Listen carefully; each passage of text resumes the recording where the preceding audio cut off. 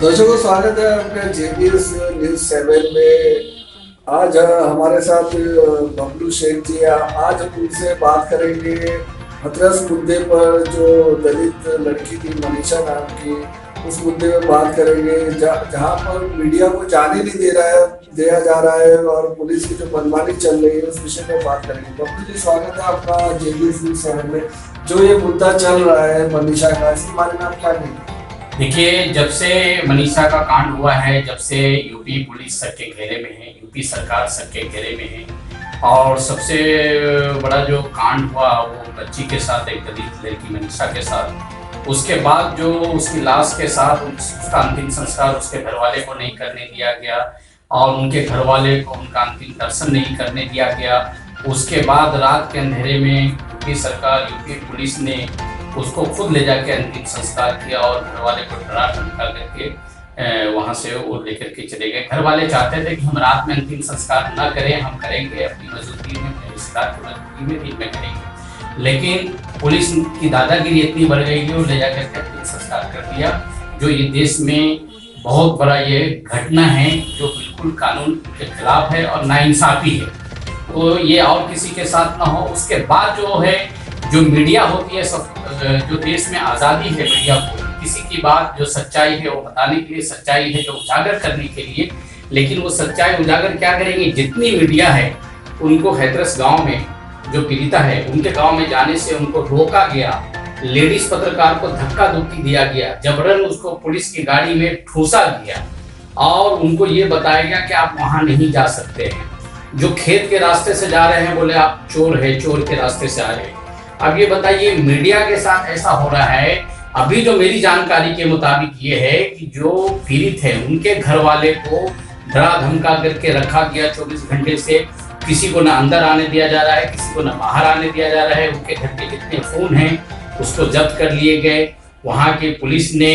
बल्कि वो जो बच्चा स्टेटमेंट दिया कल, वो बहुत दर्दनाक है। जो वो पीड़िता है उसका भाई, उनके घर का जो मेंबर है, वो जबरदस्ती किसी बहाने से, जानवर को चारा देने के बहाने से बाहर निकला, मीडिया तक पहुंचा खेत के रास्ते से, और उसने जो अपना बयान दर्ज करवाया है मीडिया के सामने, वो आपके आंख में आंसू आ जाएंगे। बहुत रोंगटे खड़े कर देने वाले बयान है। बच्चे ने कहा कि मेरे घर वाले को एकदम कैद कर लिया गया है, एकदम डरा धमका के रखा गया है, और बच्चे ने कहा कि मेरे ताऊ को पेट पे लात मारा गया है, तो मेरे ताऊ वहां पर बेहोश हो गए। तो हमारे घर वाले ने कहा कि आप मीडिया को लेकर के और मीडिया तक पहुंचो। तो मैं यहाँ तक पहुंचा हूँ और मीडिया से उन्होंने कहा कि आप मेरी मदद कीजिए, मेरी हेल्प कीजिए। जबकि वहाँ का डीएम जो वीडियो वायरल हुआ मीडिया में, वहाँ का डीएम खुद कह रहा है कि जब तक मीडिया है जब तक आप ये हो, जब तक मीडिया है ये हो।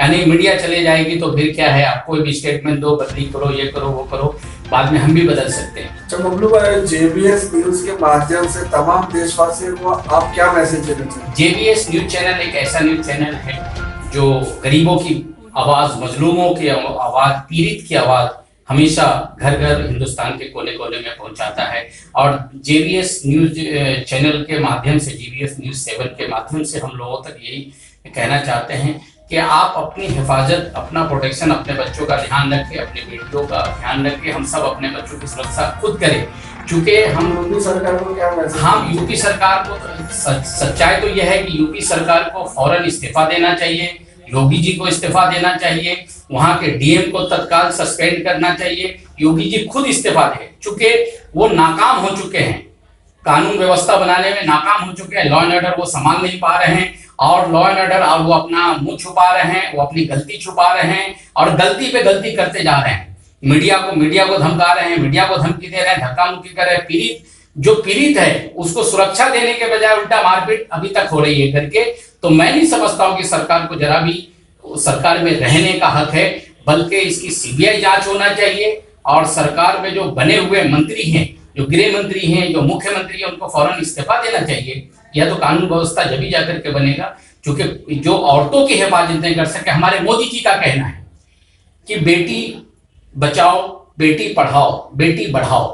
तो बेटी की सुरक्षा हमारे हो नहीं रही है, बेटी हमारी बच नहीं रही है। आए दिन जो इन्हें शिकार होते जा रही है बलात्कार का, और ये कैसे हमारी हिफाजत होगी? इसलिए हम मोदी जी से गुजारिश करते हैं कि आप खुद संज्ञान लें।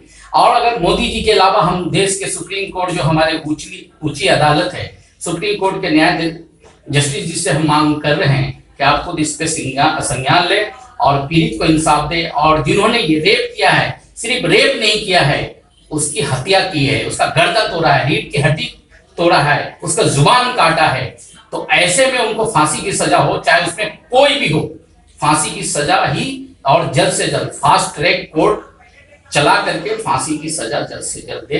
यही जीबीएस के माध्यम से मैं कहना चाहता हूँ। बहुत बहुत शुक्रिया। ये थे हमारे साथ बबलू शेख जी, जिन्होंने मांग की है कि जो यूपी सरकार है उनको इस्तीफा दे देना चाहिए और जो डीएम है वहाँ